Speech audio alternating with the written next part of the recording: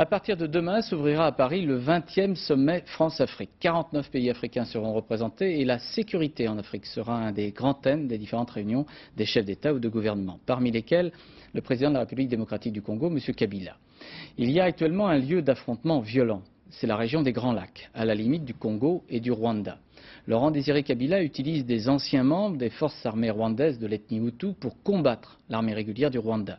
Celle-ci contrôle, il faut le rappeler, un tiers du territoire de la République du Congo. 500 000 personnes se trouvent ainsi déplacées et ces personnes doivent participer à la traque des Hutus, anciens participants du génocide. Reportage dans la région des Grands Lacs, Philippe Rochaud et Daniel Lévy. Ils portent les mêmes bêches et les mêmes machettes qui ont servi pendant le génocide. Mais cette fois, c'est pour dégager les chemins de la frontière entre le Congo et le Rwanda. Le Rwanda veut empêcher les embuscades tendues par les anciens miliciens génocidaires qui se battent à présent aux côtés des forces de Kabila, le nouveau maître du Congo. L'armée rwandaise est aujourd'hui engagée dans la guerre au Congo car elle veut empêcher les soldats de Kabila de venir jusqu'à cette frontière. La sécurité était précaire ces derniers temps, mais la population s'est désolidarisée des miliciens infiltrés et elle assure elle-même sa protection. L'armée rwandaise est engagée ici dans un double combat.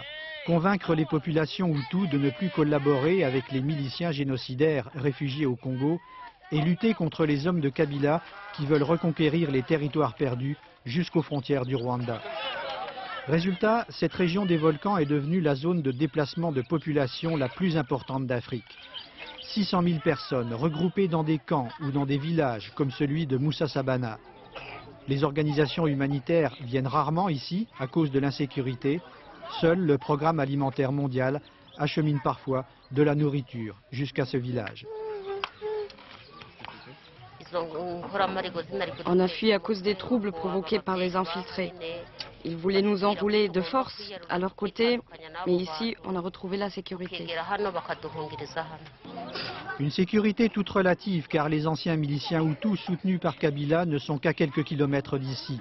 Régulièrement, ils lancent des attaques ou tentent des embuscades, tuent et volent. Ils venaient ici pour kidnapper ou bien enlever les vaches ici au Rwanda pour aller les vendre aux militaires de Kabila. Et puis ils gagnent des cartouches ou bien des balles. Ils viennent ici au Rwanda pour nous attaquer. Le maire de Moussa Sabana organisait ici un rassemblement pour distribuer des semences aux paysans. Il fait l'éloge de cette nouvelle armée rwandaise qui protège les gens contre les infiltrations des hommes à la solde de Kabila, mais tout peut basculer. Hier, c'était la guerre au Rwanda qui déstabilisait le Congo, l'ancien Zaïre. Aujourd'hui, c'est la guerre au Congo qui risque de déstabiliser le Rwanda, ce qui explique l'engagement de l'armée rwandaise dans cette région. C'est à partir de là que les soldats rwandais soutiennent les rebelles du Congo. Résultat, Kabila s'est vengé contre une partie de sa propre population qui s'est elle aussi réfugiée aux frontières du Rwanda. 15 000 personnes s'entassent dans ce camp, bien organisé cette fois par le HCR. Firmin, instituteur au Congo, a fui l'arrivée des soldats congolais dans son village pour se retrouver ici. Il enseigne à ses enfants, réfugiés comme lui, mais il ne veut pas retourner chez lui.